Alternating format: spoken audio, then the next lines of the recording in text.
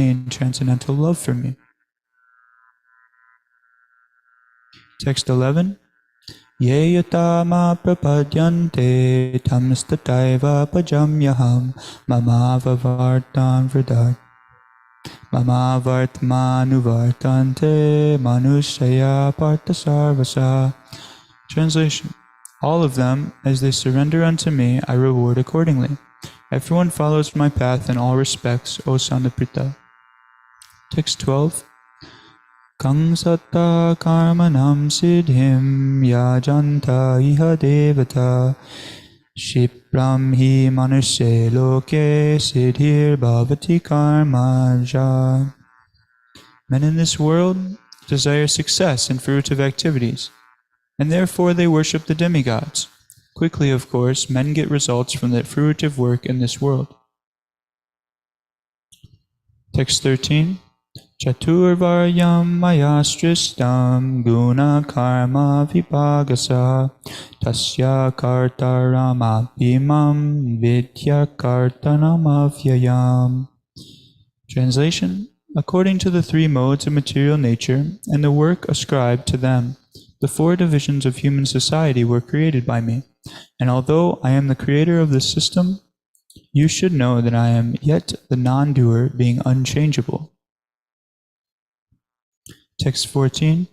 Namam karmani limpanti name karma phalespriya iti mam yo vijananti karma birna sabhadyate. Translation. There is no work that affects me, nor do I aspire for the fruits of action. One who understands this truth about me also does not become entangled in the fruitive reactions of work. Text 15. Evam gyatva kritam karma purverapi mamushkavihi guru karmaiva tasmatvam purve purvartam kartakam. All the liberated souls in ancient times acted with this understanding and so attained liberation. Therefore, as the ancients, you should perform your duty in this divine consciousness. Text 16. Kim karma kim akarmeti kavayopi yatra mohita tate karma pravakshyami yajgyatva mokshaye sabat. Translation. Even the intelligent are bewildered in determining what is action and what is inaction. Now I shall explain to you what action is, knowing which you shall be liberated from all sins. And finally, text number 17. Karmano hyapi bodhatvam bodhavyam cha vikarmanaha akarmanascha bodhavyam ganya karma yati. Translation. The intricacies of action are very hard to understand. Therefore, one should know properly what action is, what forbidden action is, and what inaction is. Om Jnanatiram Dasya Jana Jana Shalakaya Chakshurun Meditam Yena Tasmai Shri Gurave Namah. We'll go back to chapter 4, text 7, where we started. Translation.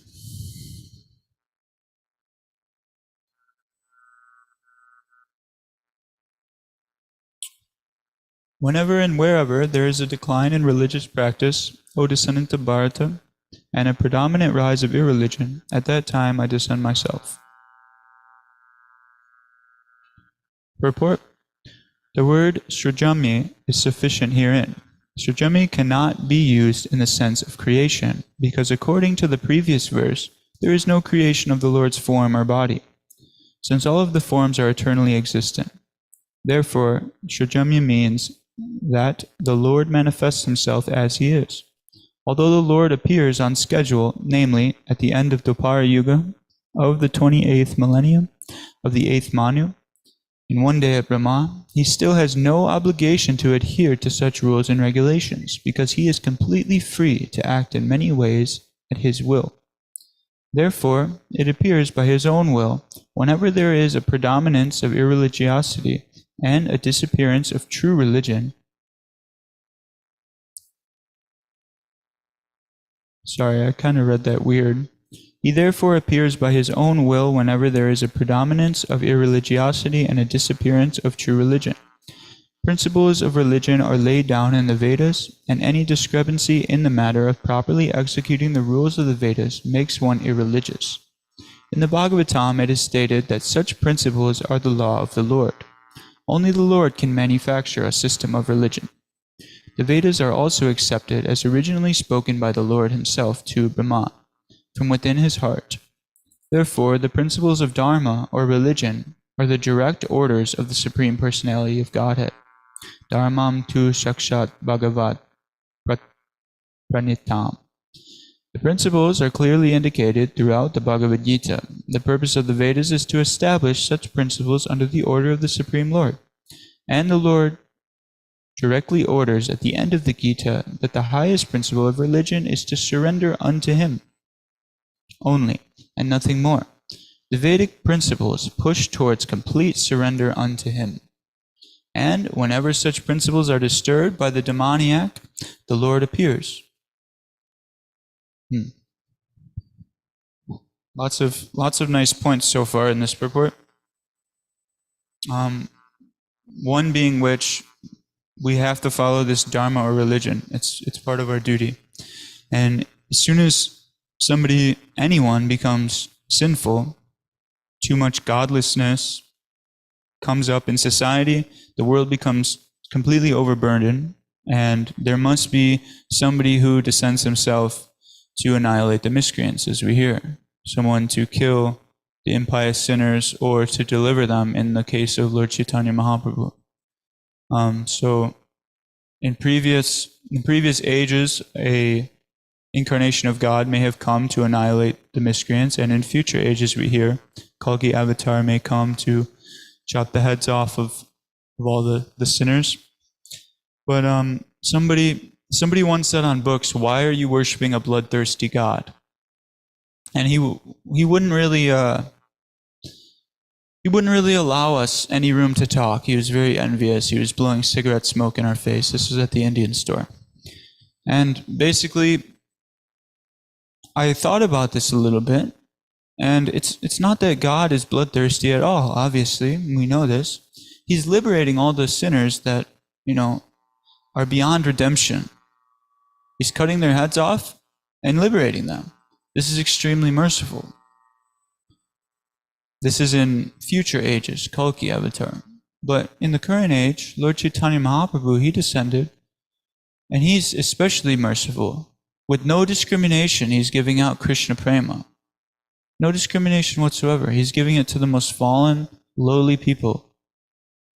And that's what's so special about this movement. Nowhere else do we see this. He's complete merciful. He's not going to kill anybody. He's not going to annihilate them.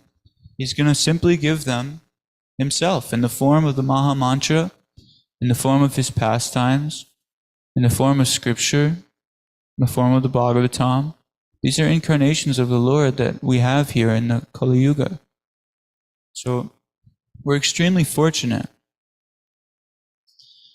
And as soon as these people, they become sinful, there's some type of reaction immediately, right? They get some karma for their activity. So immediately there'll be war, pestilence, famine, there'll be flu, disease, and so on, as soon as one starts to sin again or continues his sinning. So this is why society is, overridden with all of these things, because we're coming from an extremely sinful society. We just had this COVID epidemic. We're kind of working through it, hopefully at the ends of it. What do you think it's a result of? Nobody is in control of their senses whatsoever. Everyone's going on sinning. So the Lord, he sends disease in these times. He sends a reaction for all the sinful activities that these people commit. So we're trying our best to be free from sins. We're trying not to sin any longer. At the initiation, it is said that the spiritual master, he takes on some of your sins, and you're not supposed to sin, beyond that. And that's something that we should try to, as to our spiritual master, is give up these sinful ways of life and this ungodliness. There's the demons, and then there's the godly people. And we're trying our best to live a godly life by the mercy of the Acharyas and Srila Prabhupada. They give us proper direction how to do that. So if we just try to understand this Krishna consciousness philosophy, we can go very, very far. We can, in fact, reach perfection in this lifetime. So our Dharma as a living entity is defined by Lord Chaitanya is to obey the orders of the Supreme Lord, to engage yourself in the loving service of the Supreme. So, in order to do that, you have to take on some kind of authority. And luckily, in our case, fortunately, this authority is Krishna himself. He's the beginning of our disciplic succession. And if we can live a life according to the Acharyas, who has also lived that life, then there should be no problem trying to follow what Lord Krishna wants. But we're so conditioned in our mind, it wants different things sometimes. So we have to be patient. This is one of the things that are very favorable to progress in devotional service, is this patience. Patience is a virtue. There's that old saying. So whenever this principle of transcendental loving devotional service is checked by our own agenda or our own material activities, there's bound to be sin. And when there's sin, there's bound to be reaction. So just like at the present age, we have all these scholars and we have all these scientists.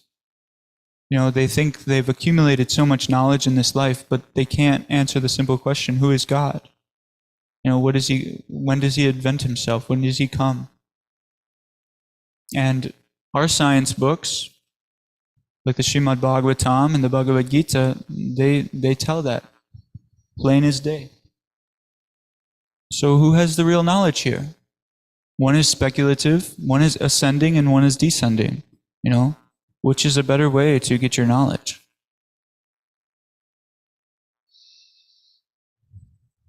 These people, they're speaking that God is dead, or God, he's some whiff of air, he's some impersonal conception, but in reality, this is just a complete speculation and a complete guess. They have no authority describing who God is in any of the scriptures, really.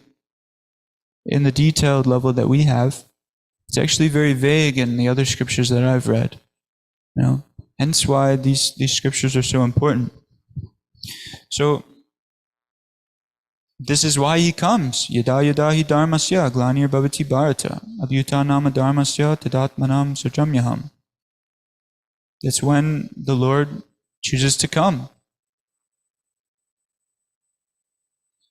Text number 8 reads, in order to deliver the pious and to annihilate the miscreants, as well as to reestablish the principles of religion, I event myself millennium after millennium. Shri Shri Gaur Nitai Ki Jai. So, I kind of already covered this. Like, the Lord, He appears in His holy name. And we can chant it wherever and whenever. We don't need anything to do it. So this is how merciful He is. Because His name is non-different than Him. These scriptures are non-different than Him. So, He came to annihilate the miscreants. This Maha Mantra, it annihilates the tendency for sinful activity if we chant attentively and out of deep desire to stop these sinful activities. Recently, we were taking lunch, and Magadari had mentioned that Prabhupada, he had wrote a letter to somebody, and it was deemed as a very important letter. It was to somebody who had been addicted to hard drugs, and Prabhupada had said, if he keeps chanting this Maha Mantra, he can overcome this. But without this Maha Mantra, there's no overcoming something like that. It might be a temporary thing. Their miseries might, cease for some time, but they're bound to go back to it or fill that void in some other way. So this Maha Mantra, it simply fills the void completely. And the more we chant, the more of a taste we can develop for it. Right now, we have very little taste, but we have had some. That devotional creeper, it is growing a bit as we water it day after day. So, as this devotee told me when I left for here, all you have to do is stay there, and you're on your way back home to Godhead. Just don't leave. Stick around, follow the process, and you're going home. Congratulations. Of course, it may not be that easy, but it's close, If we follow this process that Srila Prabhupada gave us, we should have no doubt that it can bring us home. So, 4.9 reads, "One who knows the transcendental nature of my appearance and activities does not, upon leaving the body, take his birth again in this material world, but attains my eternal abode," or Arjuna. So Lord Krishna says, the process of my birth and the process of my activities, they are all transcendental. Anyone who can understand the transcendental activities, appearance, disappearance of the Supreme Personality of Godhead, the result is that Tyaktva denam punar janma naiti mam iti kunteya. As we see in this verse, the result is that anyone who understands the transcendental activities of the Supreme Lord, in truth, that person becomes a completely liberated person. So we just have to try to understand the Lord, and we'll become completely liberated. The devotee, liberation is not the highest thing on his plate. Maharaj has a comment. Which text is?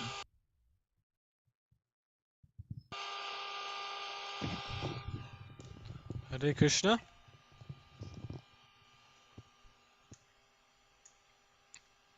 Oh. Okay, I'm going to read the translation of text number 14. There is no work that affects me, nor do I aspire for the fruits of action. One who understands this truth about me also does not become entangled in the fruit of reactions of work. Yes. So, people, as was mentioned, generally have an aversion to hearing that there's right things and wrong things to do. They prefer not having to be told that this is bad and this is good. So, Bhagavad Gita, Krishna gives a nice alternative to that. He says, well, these are the laws. There's laws of karma, bondage, action and reaction. Everyone accepts that. That's the scientific truth. That for every action there's a corresponding reaction. This way, even persons who are atheists or agnostics, they can also appreciate Krishna consciousness, because it can be explained that if we act, for example, in a way that's unfavorable or unhygienic, we get a reaction of disease and other problems. And we can go through a whole list of things that when we act against laws of nature, even if someone doesn't accept there's a supreme being of nature, it's pretty difficult to say that they don't believe in the laws of nature. So, it's maybe an easy way for people who have lost faith, because times of faithlessness,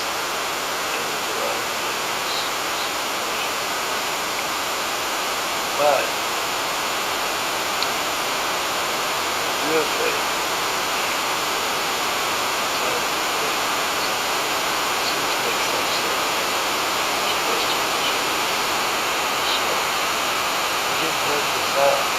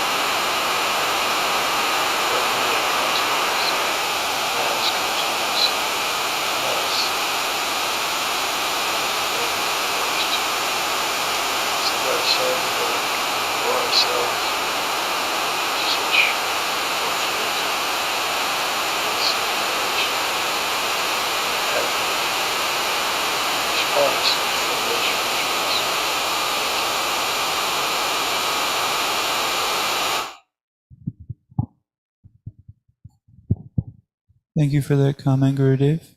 Very much appreciated.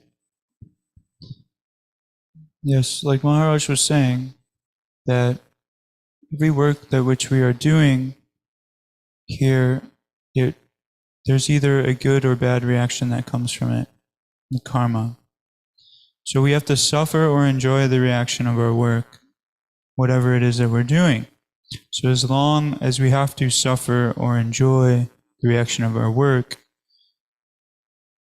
we should think, how long shall I go on like this? The Srila Prabhupada makes a very nice comment that this material body is just given to us by the arrangement of nature's law for the exact status of suffering or enjoyment. So just like you've seen different animals, we all have these bodies and they're all destined to carry out, certain type of activities. Just like a tiger, he has these sharp nails and sharp teeth. So he's very fast, so he can catch his prey. And his body is designed to eat flesh and to eat animals. That is his karmic arrangement. But our body is designed where we have teeth that are almost like knives to cut through the vegetables and the fruits that we are allotted to eat in this lifetime. So Krishna, he gives us full facility to do our duty. But it's when somebody goes outside of the realm of expectation to do their duty is when this sinful, activity occurs. Another nice example is, for instance, a very poor man. He may be very, very strong because he's constantly working day after day. He's doing all kinds of strenuous labor to earn, a couple dollars and cents just to maintain his life. But then there's, a prince or something. He may not have such a strong body. It may be very delicate. He may not be able to carry out, activities like this because he's not used to physical work. So, according to the modes of material nature and our karmic predicament, our bodies are formed accordingly.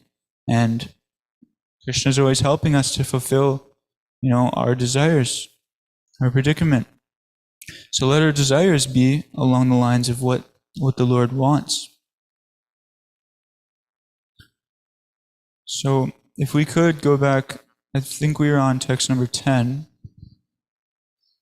just to try to cover these.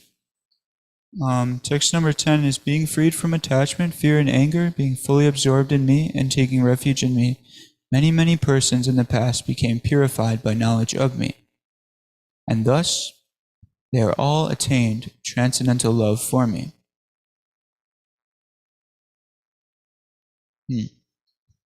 So being freed from attachment, fear, and anger, being absorbed in me and taking refuge in me. So Krishna tells us where these qualities arise from in the Bhagavad Gita. He says, while contemplating the objects of the senses, a person develops attachment for them, and from such attachment, lust develops, and from lust, anger arises. So this anger, it's one of the three gates to hell. There's lust, there's greed, and there's envy. These things are known as the gates to hell. So, by any course, we should take Krishna's instructions and try to avoid these things, obviously. And he tells us exactly how to do it. So, when we contemplate, then the attachment comes. And then the lust or the hankering develops. And then when we don't get what we want, we throw a fit.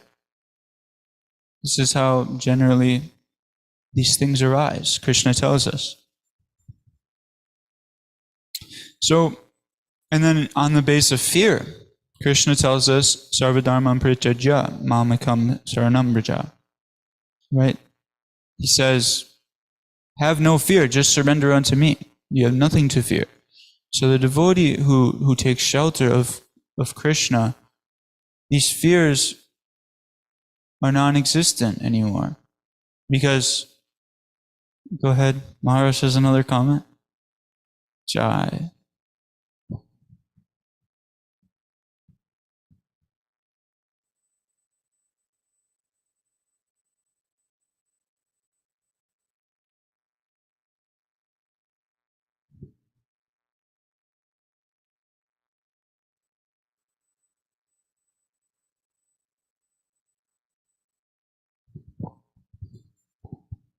Okay, I'll continue and just give me a signal if he has another comment. Thanks, Prabhu. So the only way... Hare Krishna. Haribo! Sorry, I didn't hit mute. According to the three... Oh, this is text number 13. According to the three modes of material nature and the work ascribed to them, the four divisions of human society were created by me. And although I am the creator of this system, you should know that I am yet the non-doer, being unchangeable. Krishna has created the Varnashram system. It may be unpopular at first hearing. People hear about it, they don't like divisions and castes, but it's a natural division. It's not artificial. It's like the body has a head division, arms division, belly division, and legs division. We don't have to, we're not trying to delegate any lower position to anyone. The legs naturally take the lower position and they carry, and the head does its duty. So this type of cooperation between the different types of people is very healthy. Just like in the body, if the parts of the body cooperate together, the body's healthy and works fine. In the same way, we already have these divisions. It's not like we're creating Krishna says he created it. It's already there. Whether we call it Brahmins, or we call it scientists, or we call it teachers, we have our divisions. And the difference is, in the Varnashram system, there's proper explanation of what is expected from persons in different categories. What are the requirements? What are the... It's like if someone goes for a job, they say, well, there's certain requirements you have to be this, breathing, teach you that. So that's good. There's some guidelines given, but the Varnashram system is given in the Vedic culture. It is very, very helpful because subtleties to it. Not that this one has an educational background, but it may have some cultural, may have a more moral background. It may have that for so many different aspects that will allow him characteristics to allow him to properly do the pursue things like things what we like to do. So they come down properly. And in this way, it may be a way to influence people. But the Varnashram system should be adopted. It has this well-rounded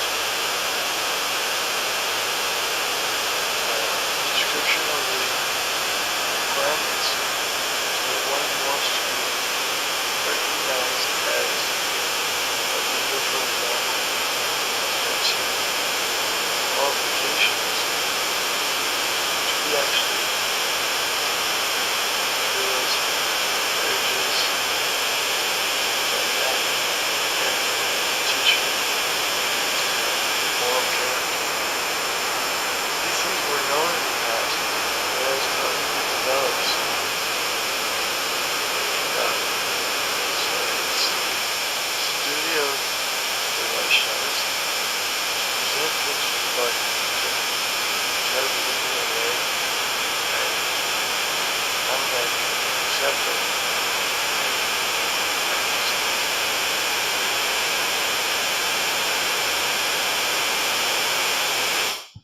Thank you, Gurudev. Yes, a nice point that Prabhupada mentions in this purport, expanding on this 13th verse, is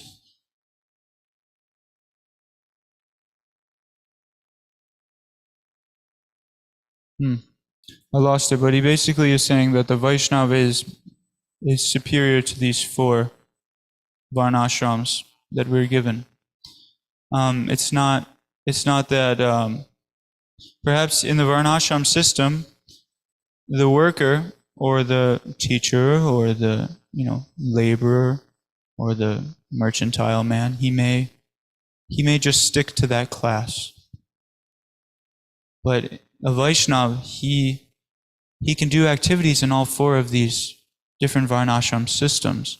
And since it's to serve the Lord, it becomes completely transcendental. So it's not a material thing. It goes beyond even the most learned Brahmana, the Vaishnava, goes beyond. So this is what we're aspiring for, to teach everyone these principles of Bhagavad Gita and Srimad Bhagavatam, and assist in Srila Prabhupada's mission in implementing these religious practices back into this degraded, lowly Kali Yuga. So, when Krishna was talking about, in the 10th verse, being freed from this attachment, fear, and anger, he mentions that the only way to get free from these things is indeed to be fully absorbed in Him, whether it's His name, His pastimes, His qualities, serving His devotees, rendering service to Him, you name it. If we can be absorbed in always thinking of Him, we get free from these things. And then 4:11 reads, all of them, as they surrender unto me, I reward accordingly. Everyone follows my path in all respects, O son of Pitta. So, as we hear that this human form of life is a chance that is very rarely achieved, and we shouldn't go on wasting it. Just like if somebody goes on, their parents pay for a nice education, go to a private school, they're paying all types of money, and this student just goes to class and sleeps, or takes all kinds of intoxication and destroys his intelligence when his parents are working so hard to, cultivate this. This person, he's a loafer, as Srila Prabhupada calls him. So similarly, let's not be a loafer with this rare opportunity that we have. Let's utilize our birth to understand God. The more we surrender unto God, the more He will award the knowledge of who He is, what He's like, what His pastimes are like, what's the proper way to behave. Even something as small as that, He needs to award to us. We're incredibly fallen. We need to learn all of these things. So if we can follow His path laid out, He'll reward accordingly. Text 12 reads, men in this world desire success in fruitive activities, and therefore they worship the demigods. Quickly, of course, men get results from fruitive work in this world.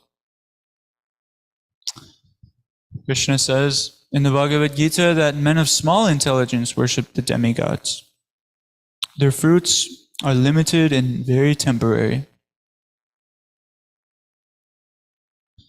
These people who are trying to worship the demigods or worshiping the demigods, they may be rewarded some material benefit for their puja or their ritualistic sacrifice that they're doing to some demigod. Or they may be elevated to higher planets. But these things are all material and they're very temporary. Everything material has to die. Everything material is very temporary. But Krishna says that my devotees, they worship me and they go to my abode, the supreme planet. So why wouldn't you go to the head of the corporation and not just the manager? You know? If you're trying to make an impression at a job site, you're going to go to the head of the corporation. You're going to make a much bigger impression than going through, one of the head of the corporation servants. So Krishna just says, worship me. He's sanctioning it all anyway. He has to sanction all these demigod worships, all of these. He has to sanction the demigods to reward the worshiper. And this is for the men of the small intelligence, more in the mode of passion and ignorance. So why not come to the real deal, Krishna? Why not worship Him rather than demigods? Text 13, Maharaj covered very nicely about the three modes of material nature and the work ascribed to them. Text 14, there is no work that affects me, nor do I aspire for the fruits of action. One who understands this truth about me does not become entangled in the fruitive reactions of work.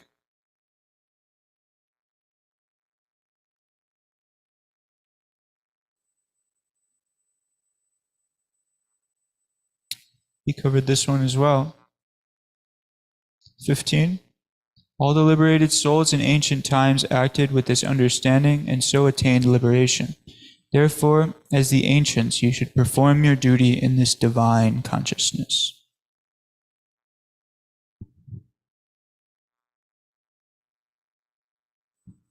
So we have to follow in the footsteps of the Mahajans. That's our duty, actually.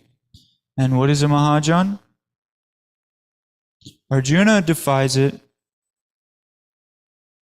paraphrasing, whatever you are speaking, you accept that in total.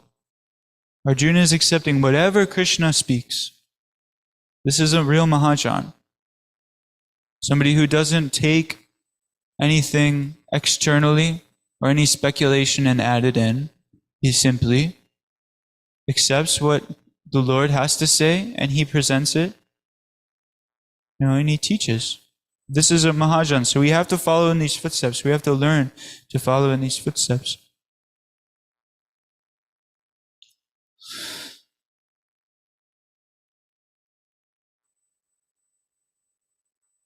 We follow in the footsteps of the Acharyas and we'll attain perfection.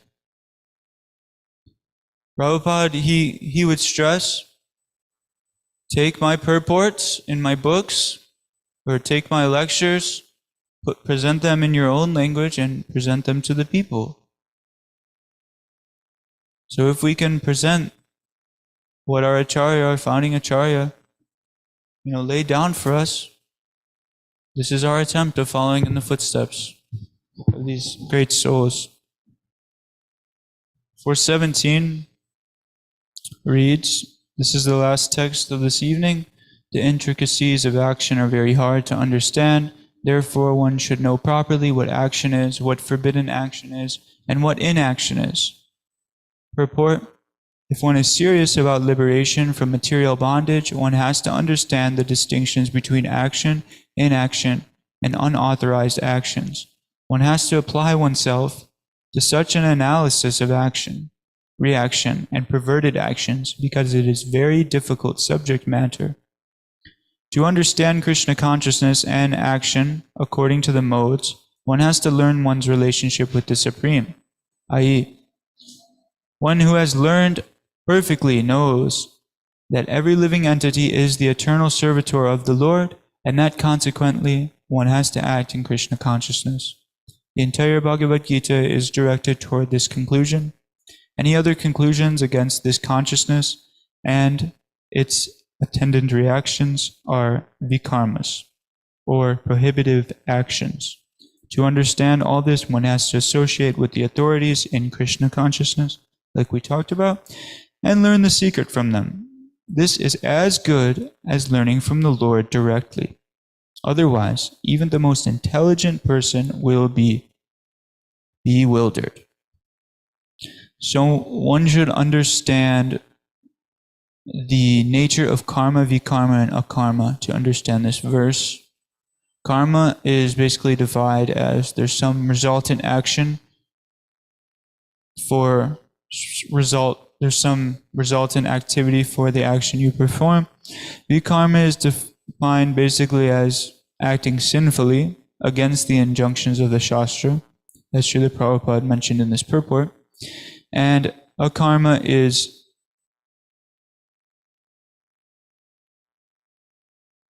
basically being completely free altogether. You're not getting a sinful reaction or a good reaction. You've transcended, so you're no longer creating karma. So,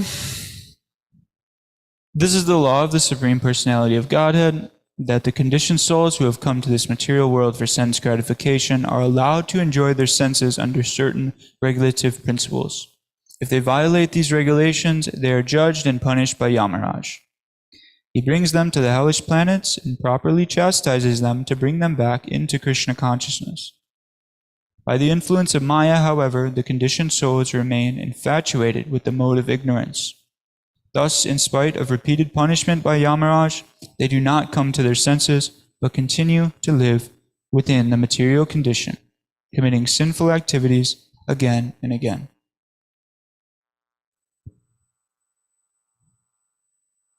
Okay, it's 8:20. Are there any questions on the verse we covered this evening? All right, thank you for kindly hearing Srimad Bhagavad Gita as it is. Srila Prabhupada ki jai. All glories to the assembled devotees.